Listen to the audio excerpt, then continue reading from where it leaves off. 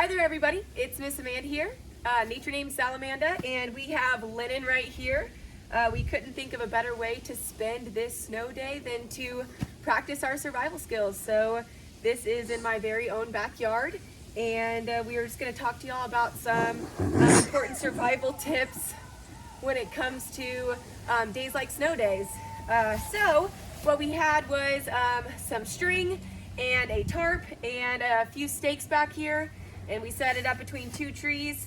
We got our shelter built because that is one of the most important skills to know as a survivalist. So we made it somewhat close to the ground because the closer the better. We need as much heat as we can. This is a really good time for Lennon and I because the way that he would survive in this situation is with lots of snuggles, blankets, and we have this Coleman camping pad right here. Snuggles are the best, and this is what is keeping us warm on this snowy day. Some important tips to know as well when it comes to bringing your dog out on days like this. If I were to actually camp out here, then I would want to, if I was in an actual survival situation with Lennon here, I would bring some materials out with me. I would bring a brush for him, a towel, and that is just in the case that he needs to go out under the shelter and use the restroom for any reason or just roam around. If he gets wet, what I would want to do is brush his fur and take the towel and dry him off, because if I weren't to do that, then he could potentially get hypothermia. Also, as for his paws, I don't have any booties as of right now, and we're only going to be out here for a few minutes, but in the actual survival situation that Lynn and I would be together on a day like this, then we would bring him some dog booties, and we would protect his feet because there are pollutants within the, not so much in my backyard, but if there were defrosting the roads out there, then that could potentially be a pollutant and a toxic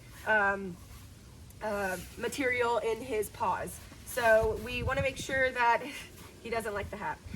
We would want to make sure in an actual survival situation that we would get him some booties.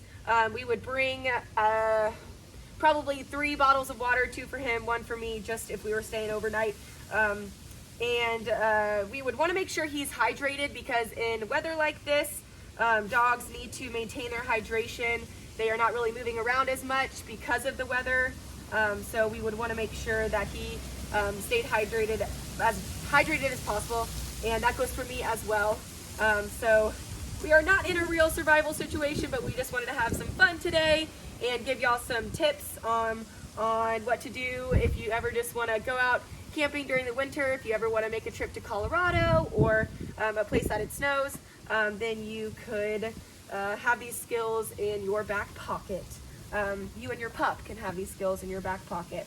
On top of that, outside of our shelter, we have a pitcher that's collecting the ice that is falling from the sky, and we are also going to go around and just have some fun collecting the ice off the ground. And in an actual survival situation, if we ran out of our 2 to 3 bottles of water just for the night, then we would thaw that water out. First, we would go through a filtration process. We would use a bandana, and after the ice would melt and you would actually get down to the liquid form, we would use that and just filter out any leaves or mud that was in the ice. So without further ado, my name is Miss Amanda, my nature name is Salamanda, and with that I'm out. Y'all have a great day, stay warm.